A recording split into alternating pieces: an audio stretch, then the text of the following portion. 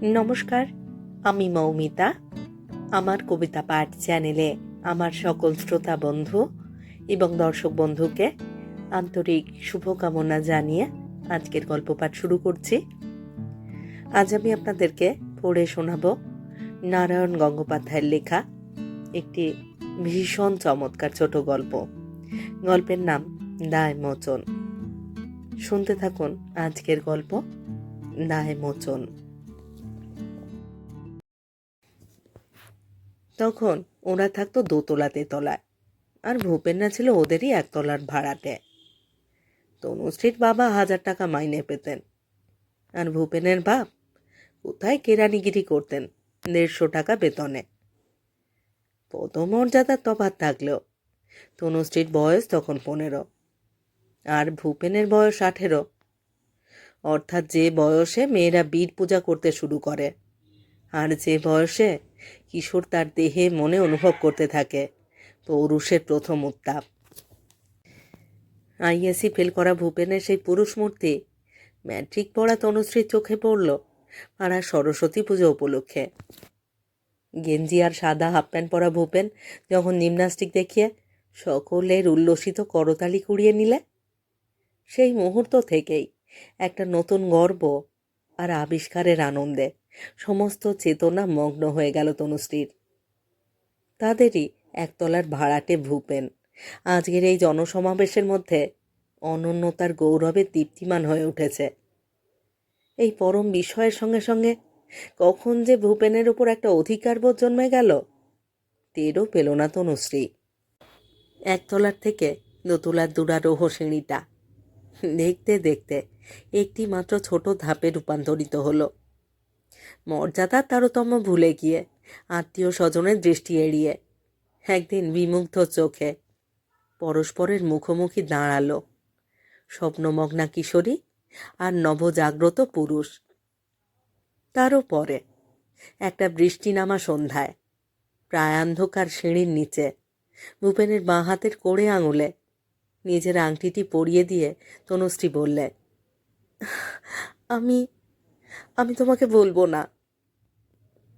কিন্তু 15 বছরের কিশোরীর পৃথিবী, সে তো সূর্য ওঠার আগে আকাশে এক পোঁচ অস্থায়ী রং। সে তো হালকা কুয়াশার সঙ্গে সঙ্গে রাত্রি জড়ানো ঘাসের উপরে কয়েক কণা শিশির। কতক্ষণ তার আয়ু? রং, কুয়াশার শিশিরের শূন্য রূপ একটু পরেই খড়ো আলোয় ছিন্ন ছিন্ন হয়ে যায়। সাদা, লাল, হলদে বাড়িগুলির কৌণিক তীক্ষ্ণতা আস্তে আস্তে উদ্ভাসিত হয়ে ওঠে।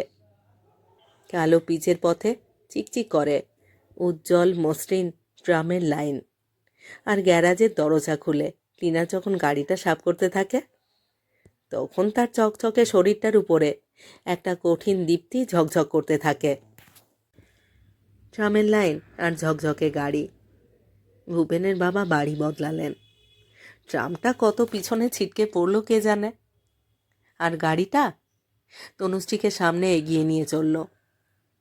আংটি পরিয়ে দেওয়ার সন্ধ্যাটা কোথায় যে হারিয়ে গেল জানতেও পারল না তনুশ্রী। তবু একটা অবচেতন ভয় লুকিয়ে আছে তনুশ্রীর মনে, লুকিয়ে আছে একটা সুগোপন আতঙ্ক। সেদিনে সেই কাপ লাভের মোহ কেটে গেছে চোখ থেকে। আজ সে কথা ভাবলে কি অদ্ভুত হাস্যকর মনে হয়। সেই সব মনে পড়ে যায় ভূপেনের ভুল ইংরেজিতে কথা বলবার চেষ্টা, তার গায়ে বেহারা রকমের ছিটের শার্ট, পায়ে ময়লা কেটসের জুতো, আর চোখের বেচারা দৃষ্টি। কি ছিল সেদিনের ভূপেনের মধ্যে? কিছুই না। নিজের মনের ভিতরেই সে তাকে সৃষ্টি করে নিয়েছিল কিছু শারীরিক শক্তির বিশেষত্বে ভরা অত্যন্ত সাধারণ একটি ছেলেকে নিজের কল্পনার সাম্রাজ্যের সিংহাসনে বসিয়ে দিয়েছিল সে। জীবনে ওটা একটা অভিজ্ঞতার পর্ব মাত্র, তার বেশি কিছুই নয়। কিন্তু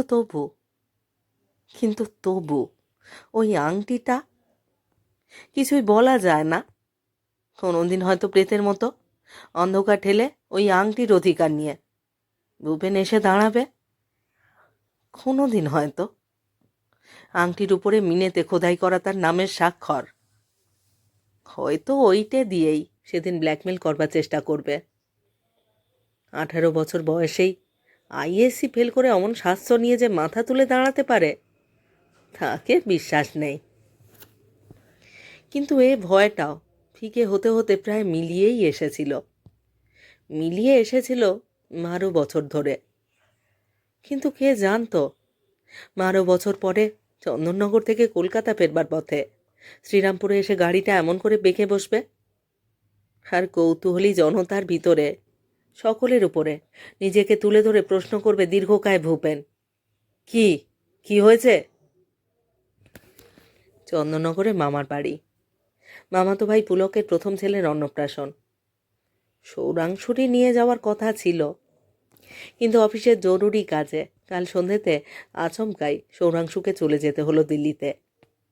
তনুশ্রী ভেবেছিল যাবে না, কিন্তু বেলা বাড়বার সঙ্গে সঙ্গেই মনটা চঞ্চল হয়ে উঠল। আগে থেকেই পছন্দ করে একটা হার কিনে রাখা হয়েছে, হাতে করে সেটা পৌঁছে দেওয়া যাবে না। এই দুঃখটা তাকে আরও বেশি করে পীড়ন করতে লাগল। সুতরাং গাড়িটা নিয়ে নিজেই বেরিয়ে পড়ল সে। গোল বাঁধল ফেরবার মুখে। শ্রীরামপুর বাজারে এসে স্টার্ট বন্ধ হয়ে গেল গাড়ির। নীরব স্টার্টার এবং ব্যর্থ হ্যান্ডেলের পিছনে চেষ্টা করে করে তনুশ্রী যখন ঘরমাক্ত রক্ত মুখে উঠে দাঁড়ালো, তখন চারপাশে বেশ ছোটোখাটো একটা ভিড় জমে গেছে। এই সমস্ত আধুনিকা মেয়ের গাড়ি চালিয়ে যাওয়ার দুঃসাহসটা যে এমনই একটা পরিণতিতে এসে থামতে বাধ্য, এই জাতীয় একটা তৃপ্ত গুঞ্জন শোনা যাচ্ছে। জনতার চোখে দেখা যাচ্ছে বিদ্রুপ আর কৌতুকের কটাক্ষ। তীক্ষ্ণ শীতল দৃষ্টিতে তাকালো তনুশ্রী। সামনের যে লোকগুলো সব চাইতে বেশি হাসাহাসি করছিল, তাদেরই একজনকে কঠিন গলায় সম্ভাষণ করল সে। একজন মোটর মেকানিককে ডেকে দিতে পারেন কেউ? ব্যাঙে যারা উৎফুল্ল হয়ে উঠেছিল, তারা এবারে গৌরবে চরিতার্থ হয়ে উঠল। হ্যাঁ হ্যাঁ, এখনই ডেকে দিচ্ছি, তনুশ্রী বললে। ধন্যবাদ। কিন্তু সে কথা শোনবার আগে 3-4 জন ছুটোছুটি করে ভিড় টেলে বেরিয়ে গেল। তনুশ্রী ক্লান্তিকর একটা দীর্ঘশ্বাস ফেলে গাড়ির গায়ে হেলান দিয়ে দাঁড়ালো। তারপর ব্যাগ থেকে যখন রুমালটা বের করতে যাবে, এমন সময় ভিড়ের মাথার উপরে ভূপেনের গম্ভীর গলা শুনতে পাওয়া গেল। কি হয়েছে? কি হয়েছে? তনুশ্রী চমকে উঠল।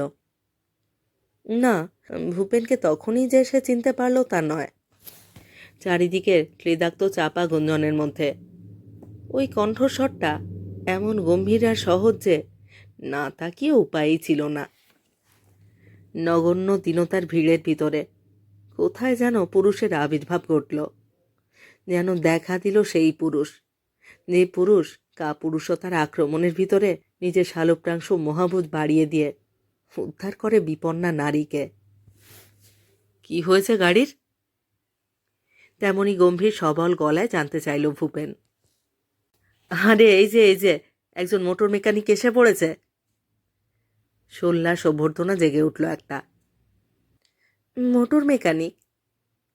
স্বস্তির নিঃশ্বাস ফেলে ভূপেনের দিকে তাকাতেই দৃষ্টি থমকে গেল তনুশ্রীর।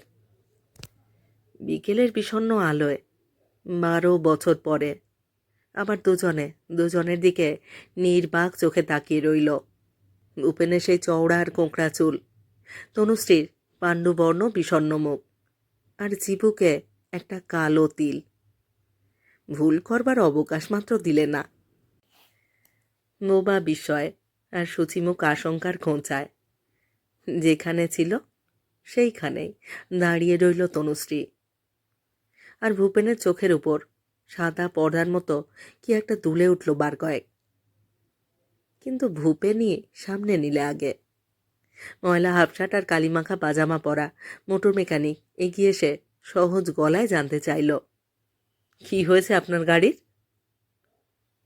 আপনার গাড়ির? একবার চমকে উঠেই একটা স্বস্তির দীর্ঘশ্বাস ফেলল তনুশ্রী। ভূপেন তাহলে চিনতে পারেনি তাকে। 12 বছর, মাত্র 2 বছরের পরিচয়, 12 বছরে মুছে যাওয়া এমন কি অস্বাভাবিক ঘটনা? প্রথম প্রেমের স্মৃতি মেয়েদের মনে চিরকালের মতো গাঁথা হয়ে থাকে, কিন্তু পুরুষের বহু বিচিত্র জীবনে তা তো একটা পুরনো চিঠির মতোই কোথায় ছাপা পড়ে যায় যেন। খুঁজতে খুঁজতে হঠাৎ কখনো হাতে ঠেকলে খামটা খুলে দেখারও আগ্রহ জাগে না। বলিষ্ঠ প্র্যাকটিক্যাল মানুষের হাতে ভূপেনি গাড়ির বনেটটা খুলে ফেলল। কি হয়েছে, স্টার্ট নিচ্ছে না? কয়েক লহমা তাকিয়েই ভূপেনের অভ্যস্ত দৃষ্টি ব্যাপারটা বুঝতে পারল। ও, পাইপে ময়লা জমেছে আপনার, তেল আসে না। তাহলে পাইপ খুলে পরিষ্কার করতে হবে। কতক্ষণ লাগবে? তনুশ্রীও সহজ হবার চেষ্টা করতে লাগলো। 2 ঘন্টা। 2 ঘন্টা? তনুশ্রী আঁতকে উঠল। আজ যদি বলেন 10-12 মিনিটের মধ্যে কাজ চালানো গোছে করে দিতে পারি, কিন্তু তাতে সুবিধে হবে না। পথে আবার আচমকা বন্ধ হয়ে যেতে পারে, তখন হয়তো বিপদে পড়ে যাবেন। তাই তো। বিব্রত মুখে তনুশ্রী তাকালো। তার চেয়ে যত তাড়াতাড়ি সম্ভব করে দিতে চেষ্টা করব। রূপেন আশ্বাস দিলে। আপনি গাড়িতে উঠে বসুন, আমরা এটাকে আমার কারখানায় ঠেলে নিয়ে যাচ্ছি। নিরুপায় আত্মসমর্পণের ভঙ্গিতে তনুশ্রী গাড়িতে উঠে বসল। সমস্ত মন আর্ত কণ্ঠে বলে উঠতে চাইল, আমি অন্য মেকানিককে দিয়ে গাড়ি ঠিক করিয়ে নেব, তোমাকে আমার দরকার নেই। কিন্তু কিছুতেই বলা গেল না সে কথা। কোনো অপরাধ নেই ভূপেনের। মেকানিক হিসেবে তার যোগ্যতা অযোগ্যতার কোনো পরিচয় এখনো পর্যন্ত পায়নি তনুশ্রী। তাছাড়া একটা প্রচণ্ড ব্যক্তিত্ব নিয়ে এসেছে ভূপেন। মারিয়ে দিয়েছে তেল কালিমাখা পেশিবহুল হাত। অনুমতির জন্য বিন্দুমাত্র অপেক্ষা না করে খুলেছে গাড়ির বনেট। সম্পূর্ণ অপরিচিতের ভূমিকায় এমন একটা সহজ শক্তিতে দেখা দিয়েছে যে তাকে বাধা দেবার কোনো প্রশ্নই ওঠে না কোথাও। স্টিয়ারিংটা আলগাভাবে ধরে আড়ষ্ট হয়ে বসে রইল তনুশ্রী। আস্তে আস্তে এগিয়ে ভূপেনের কারখানার সামনে এসে দাঁড়ালো। একটা পেট্রোলের গন্ধে ভরা কালো রুমালে কপাল মুছতে মুছতে ভূপেন এগিয়ে এলো। হাসল, অপ্রতিভ হাসি। 2 ঘন্টা না হোক, ঘন্টা দেড়েক তো লাগবেই। আপনি গাড়িতে বসে থাকবেন এতক্ষণ? তনুশ্রী হাসতে চেষ্টা করল। কি করব আর? কিছু যদি মনে না করেন। ভূপেন আবার লজ্জিত হাসি হাসল। আমার বাড়ি কাছেই, এই তো 2 পা। আমার স্ত্রী রয়েছেন, ওখানে গিয়েও অপেক্ষা করতে পারেন। স্ত্রী? তনুশ্রী আবার একটা চমক খেল। কিন্তু আইএসসি ফেল করে মোটর মেকানিক হয়েছে বলেই তার ঘরে স্ত্রী জুটবে না, এমন একটা প্রশ্ন তোলাই তো অসঙ্গত। আজ 5 বছর মাথায় সিঁদুর পড়ছে তনুশ্রীও। হয়তো তারও আগে সংসার বেঁধেছে ভূপেন। আর কে বলতে পারে তার দেওয়া সেই ছোট আংটিটি ভেঙে স্ত্রীর গলার হারের সঙ্গে মিশিয়ে দিয়েছে কিনা শেষ পর্যন্ত। আমি না হয় এখানেই বসি, মৃদু গলায় তনুশ্রী জবাব দিলে। মিথ্যে কষ্ট পাবেন, তার চাইতে আমার বাড়িতেই চলুন। তনুশ্রী আবার চোখ তুলল। সেই গম্ভীর সবল গলা ভূপেনের। কোনটা নেই তার ভেতর? দীনতা নেই, সংশয়ের জড়তা নেই লেশমাত্র। একটা শক্তিমান পৌরুষ, যে পৌরুষকে সে প্রথম অনুভব করেছিল সরস্বতী পুজোর প্যান্ডেলে। ইলেকট্রিকের আলোয় চিকচিক করে ওঠা ঘরমাক্ত পেশল শরীরে। সে আকর্ষণের আজও কি কিছু অবশিষ্ট আছে ভূপেনের মধ্যে? তনুশ্রী বুঝতে পারল না। কিন্তু রক্তকণিকার কেন্দ্রে কেন্দ্রে 15 বছরের কিশোরী অকস্মাৎ চঞ্চল হয়ে উঠল। তনুশ্রী নেমে এলো। আচ্ছা চলুন। কারখানার পেছনে কাঠা 2 পোড়ো জমির পরে ভূপেনের বাড়ি। বড় বেশি কাছে, অস্বাভাবিক রকমের কাছে। দূরত্ব এত কম যে এর মধ্যে সম্ভব অসম্ভব কোনো কিছুই ভেবে নেওয়া যায় না। ভূপেনের মধ্যে কোনো বর্বরের অস্তিত্ব আছে কি না, এবং কোনো একটা রহস্যময় বিভীষিকার মধ্যে টেনে নিয়ে এসে চলেছে কি না, এমন কিছু ভেবেও রোমাঞ্চিত হওয়া যায় না। মাঝপথে হঠাৎ দাঁড়িয়ে পড়ে মুহূর্তের জন্য দ্বিধায় দুলবার সময়টুকু পর্যন্ত দিলে না ভূপেন। তার আগেই ঠকঠক করে একটা ইট বের করা একতলা বাড়ির কড়া নাড়ল সে। দরজা খুলে দিলে 22-23 বছরের একটি কালো কালো বধূ। তারপর তনুশ্রীকে দেখেই পিছিয়ে গেল দুপা। ভূপেন বললে, আসুন, গরিবের বাড়ি, কষ্ট আপনার একটু হবেই, কিন্তু গাড়িতে বসে থাকলে বিব্রত হতেন অনেক বেশি। কালো বউটি ডাগর চোখের কৌতূহলী দৃষ্টি একবার বুলিয়ে নিলে তনুশ্রীর সর্বাঙ্গে। তারপর জিজ্ঞাসু বিব্রত ভঙ্গিতে তাকালো ভূপেনের দিকে। সহজভাবেই ভূপেন ব্যাখ্যা করে দিলে, একা গাড়ি নিয়ে কলকাতায় যাচ্ছিলেন, গাড়িটা খারাপ হয়ে গেছে, মেরামত করতে 1.5-2 ঘন্টা সময় লাগবে, মেয়ে ছেলে কোথায় বসে থাকবেন, তাই নিয়ে এলাম। তুমি ওকে একটু চাটা খাওয়াও রমা, গল্প টল্প করো। রমা হাসল। আসুন। ভূপেন বললে, আমি আর দেরি করব না, দেখি গিয়ে চটপট আপনার গাড়িটাকে সাহায্য করে দিতে পারি কিনা। ব্যবসায়ীর আয়ত্ত হাসি হাসল ভূপেন। ফিতে খোলা কাবলি চটিটাকে চটপটিয়ে বেরিয়ে গেল বাড়ি থেকে। রমা বললে, বসুন দিদি, দাঁড়িয়ে থাকবেন কেন?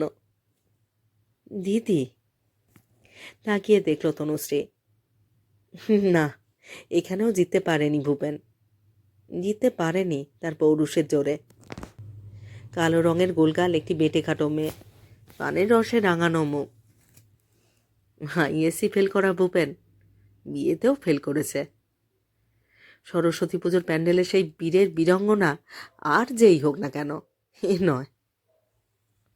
রমা আবার বললে, ঘরের ভিতরে বড্ড গরম, বারান্দায় এই চেয়ারটাতেই বসুন, এখানে একটু হাওয়া খেলছে তবু। বেশ তো। তনুশ্রী বারান্দায় উঠে এলো। খান্দুই রং ওঠা ময়লা চেয়ার পড়ে আছে, বসলো তারই একটাকে টেনে নিয়ে। চায়ের পেয়ালার গোল গোল দাগ ধরা একটা টিপয়ের উপরে নামিয়ে রাখলো হাতের ব্যাগটাকে। এবার একটু চা করি আপনার জন্যে। রমা হাসল। খুব সহজেই হাসতে পারে মেয়েটা। সেই সঙ্গে আশ্চর্যভাবে হেসে ওঠে ওর চোখ দুটো। এইবার মনে হলো ঝর্নার জলে জ্যোৎস্না দুলে ওঠার মতো ওই হাসিটুকুই ভূপেনের কনসোলেশন প্রাইজ। কালো মেঘে ওইটুকুই যা রূপলি রেখা। এত তাড়া কেন, বসুন না, গল্প করি। তনুশ্রী অবস্থাটার সঙ্গে নিজেকে মানিয়ে নিতে চেষ্টা করলো এতক্ষণে। চাটা আগে নিয়ে আসি, তারপরে গল্প হবে। চোখে মুখে আবার এক ফালি হাসি বিকীর্ণ করে রমা সামনের ছোট উঠোনটুকু পেরিয়ে আরও ছোট রান্নাঘরে গিয়ে ঢুকলো।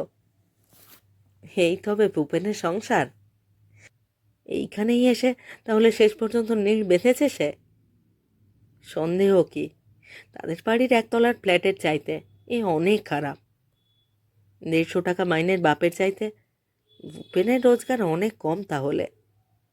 তা না হলে দুখানা টালির ঘর, 2 হাত বারান্দা আর 10 হাত উঠোনের 12 আনা জোড়া একটা পুঁই মাচা নিয়ে সে খুশি হয়ে আছে কি করে? দড়িতে গামছার সঙ্গে ঝুলছে ছেঁড়া গেঞ্জি, লুঙ্গি আর ময়লা শাড়ি। একটা ঢাকনা খোলা বড় টিনের কৌটোয় কয়েকশো বিড়ির টুকরো আর দেশলাইয়ের পোড়া কাঠি। পায়ের কাছে হিন্দি ছবির গানের বইয়ের গোটা কয়েক ছেঁড়া পাতা। একটা কুলুঙ্গিতে তোলা খানকত কাজ ছেঁড়া সিনেমা সাপ্তাহিক। উঠোনের একধারে স্তূপাকার জং ধরা লোহা লক্কর আর টোল খাওয়া গোটা 2 মাঠগার্ড, পুরনো মোটরের পার্টস। এই বাইরের চেহারা, ভেতরের রূপটাও এ থেকেই কল্পনা করে নেওয়া যেতে পারে। শেষ পর্যন্ত এইখানেই এসে থেমেছে ভূপেন। তার প্রথম পুরুষ এইখানে এসেই নিজের পুরো হিসেবটা চুকিয়ে দিয়েছে। অথচ একটা অবাস্তব ভাবনা অকারণে বিদ্যুতের মতো চমকে গেল তনুশ্রীর মনে। সেই 15 বছর বয়সের প্রতিশ্রুতি যদি আজ পালন করতে হতো 27 বছর বয়সে। রাত 10টায় হয়তো সর্বাঙ্গে কালি মেখে বাড়ি ঢুকতো ভূপেন। ওই ইঁদারার ভাঙা বালতিটা দিয়ে ঝপঝপ করে জল ঢেলে সারত স্নান, লুঙ্গি আর ছেঁড়া গেঞ্জি পরে হুঁশার শব্দ করে আছের চালের ঠান্ডা ভাত, তারপর একটা বিড়ি ধরিয়ে হিন্দি ছবির গানের বই খুলে শুরু করতো সুর ভাঁজতে। আর তনুশ্রী, ভাবনাটা এই পর্যন্ত এসেই থেমে গেল। আতঙ্কে স্তব্ধ হয়ে গেল শরীর। ভাগ্যিস 15 বছরের প্রতিশ্রুতির কোনো দাম নেই। ভাগ্যিস বাড়ি বদল করবার সঙ্গে সঙ্গে ভূপেনও হাওয়ায় মিলিয়ে গেছে। আরও ভাগ্য যে ভূপেন আজ তাকে চিনতেও পারেনি। না না, কোনো মতেই না। কিন্তু আশ্চর্য, নিজের অগোচরেই একটা বেদনা বোধ করলো তনুশ্রী।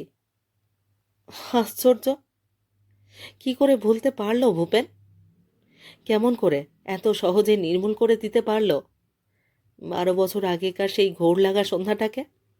এত সংবেদনহীন পুরুষের মন, এত সহজেই তার উপরে জমে ওঠে পলিমাটির স্তর।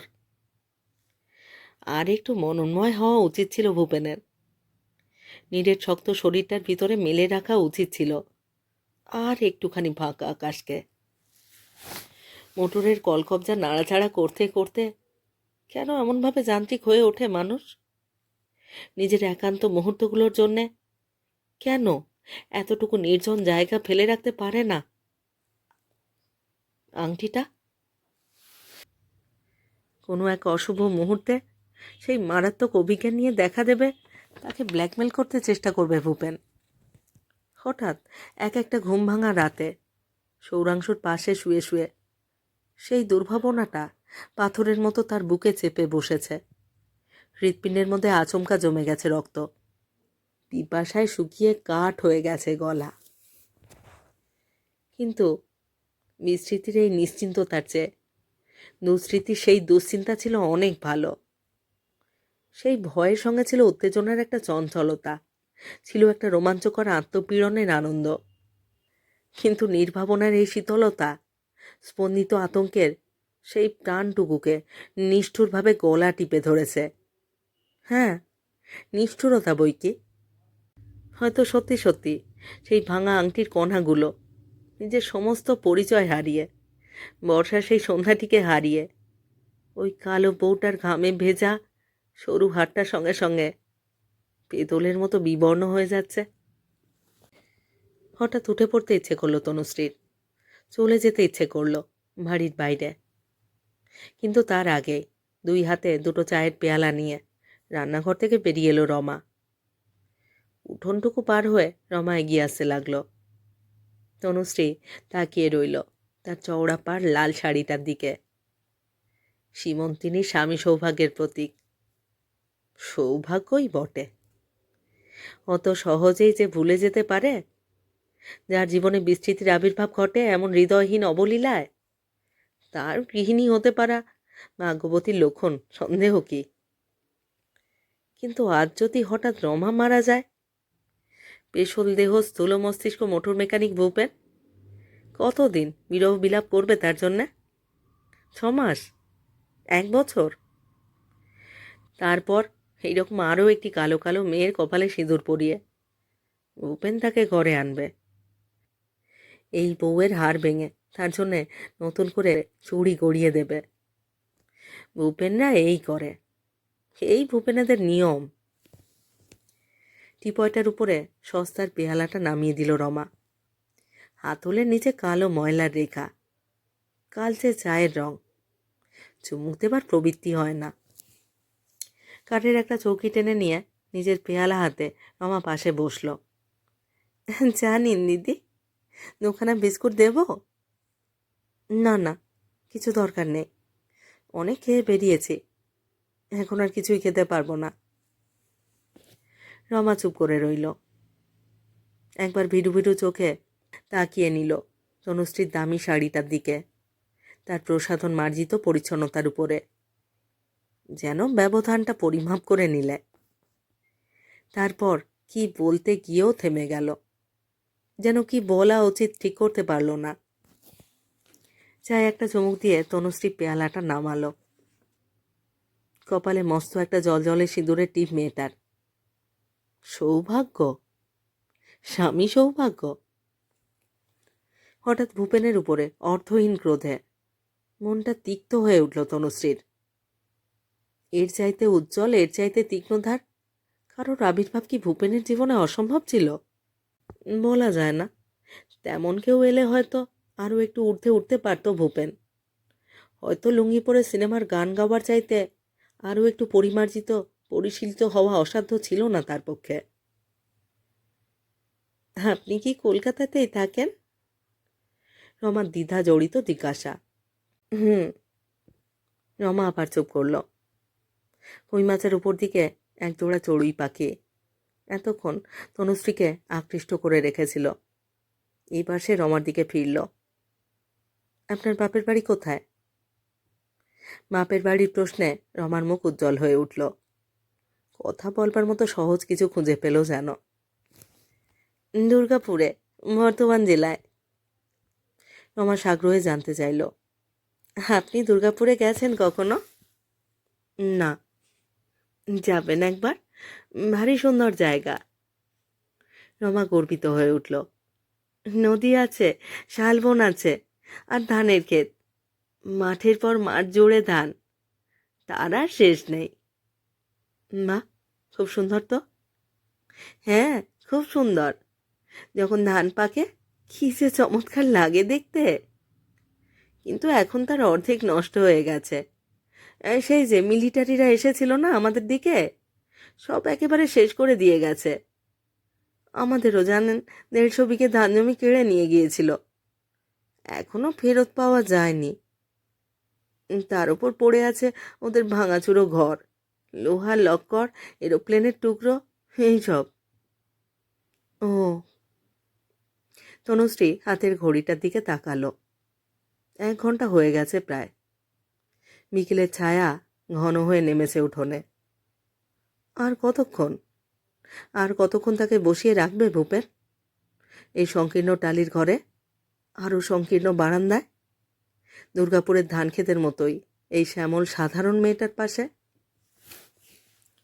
ঘরের ভেতর থেকে একটা গোঙানির আওয়াজ এলো। ও কি? চমকে উঠল তনুশ্রী। ছেলেটা। রমার মুখে উৎকণ্ঠার ছায়া পড়ল। জ্বরে ভুগছে যে। ছেলে? তাহলে ছেলেও হয়েছে ভূপেনের? সংসারী হওয়ার কোথাও এতটুকু বাকি রাখেনি? নিজের জন্যে এতটুকু অবশিষ্ট রাখেনি কোথাও? অকারণে তনুশ্রীর মনটা আবার সংকীর্ণ হয়ে এলো।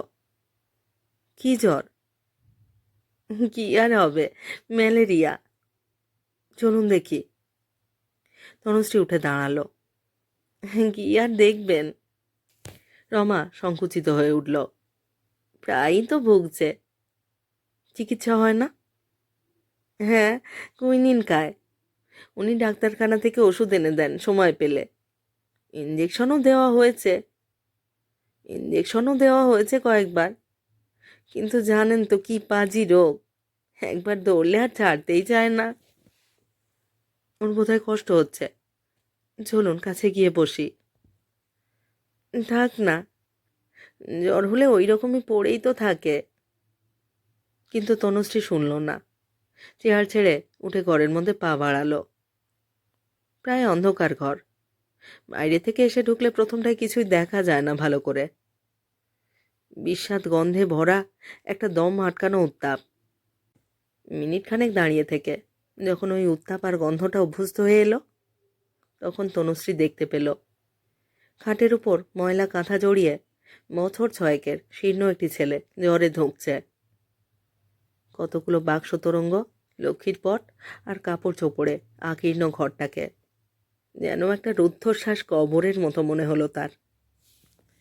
তনুশ্রী আস্তে আস্তে ছেলেটার কপালে হাত রাখল। জ্বরের উত্তাপে ঠান্ডা হাতটা যেন জ্বালা করে উঠতে চাইল তার। ছেলেটা একবার চোখ মেলে তাকাতে চাইল, তারপরেই আবার নেতিয়ে পড়ল আচ্ছন্নতার মধ্যে। এই যে অনেক জ্বর, তনুশ্রী সভয়ে বললে। 3 হবে বোধ হয়। তা হবে, রমা স্বাভাবিকভাবেই জবাব দিলে। একটু জলপটি দিলে হয় না? দরকার হবে না, বিকেলেই ছেড়ে যাবে। খাটের একটা কোণায় তনুশ্রী বসে পড়ল। ভূপেনের ছেলে, ভূপেনের স্ত্রী। ভূপেনের সংসার। 18 বছরের পুরুষ একটা মোটর মেকানিকের মধ্যে এসে ফুরিয়ে গেছে চিরকালের মতো।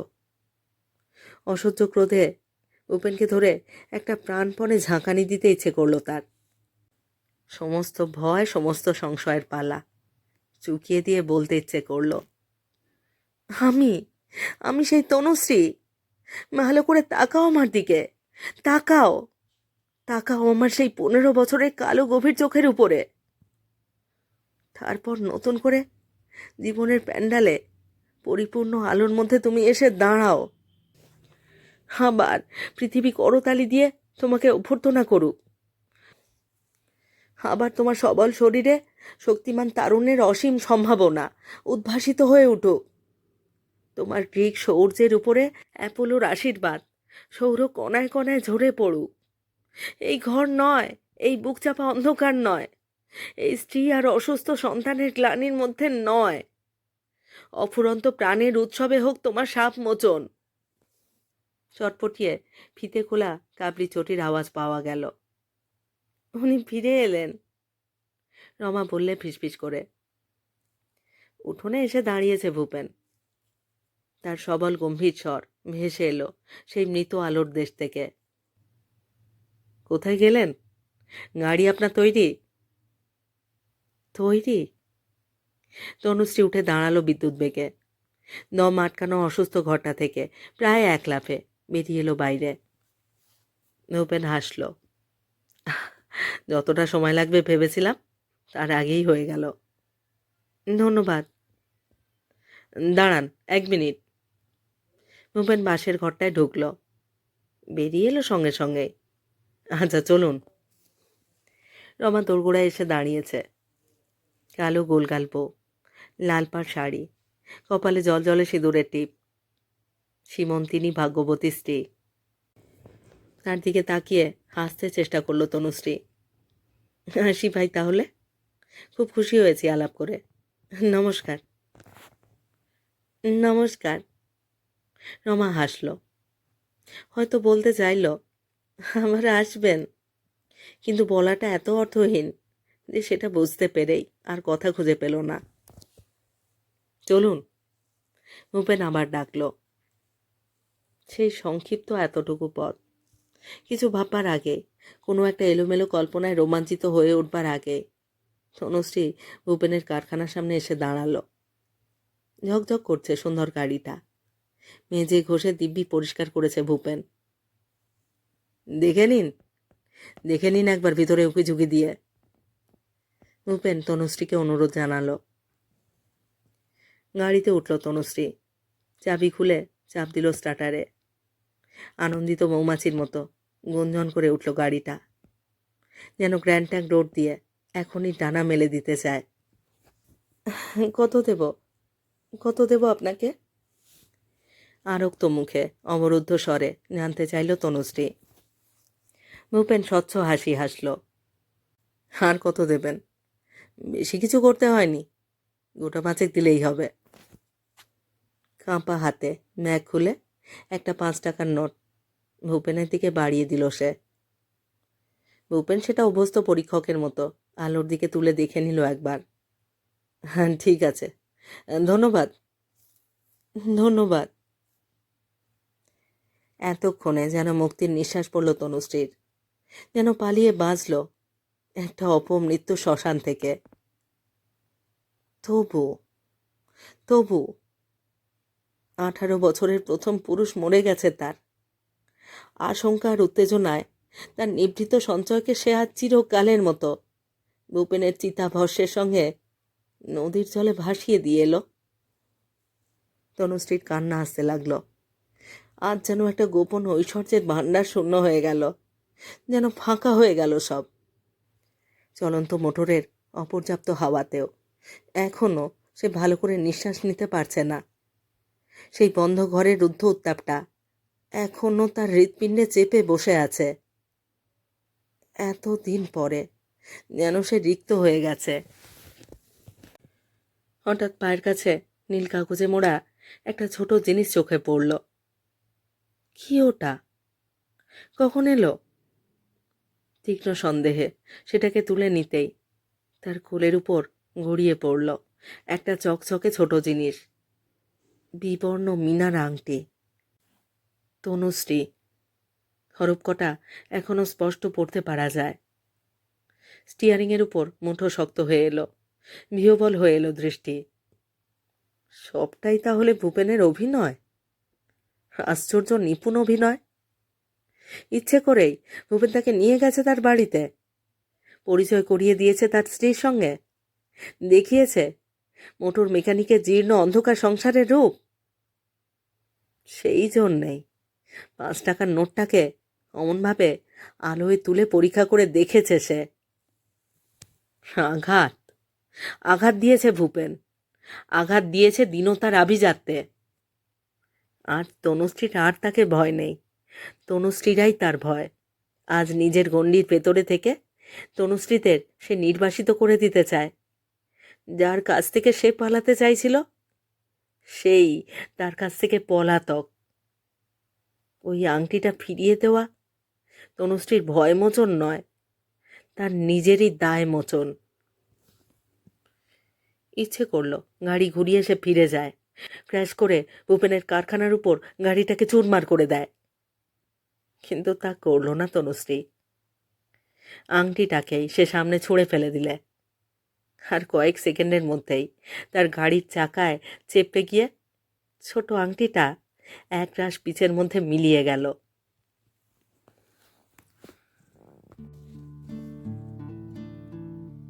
শেষ হলো আজকের গল্প, নারায়ণ গঙ্গোপাধ্যায়ের লেখা গল্প দায়মোচন। কেমন লাগলো আজকের গল্পটি? কেমন লাগলো আমার পাঠ এবং পরিবেশনা? তা অবশ্যই কমেন্ট বক্সে আমাকে লিখে জানান।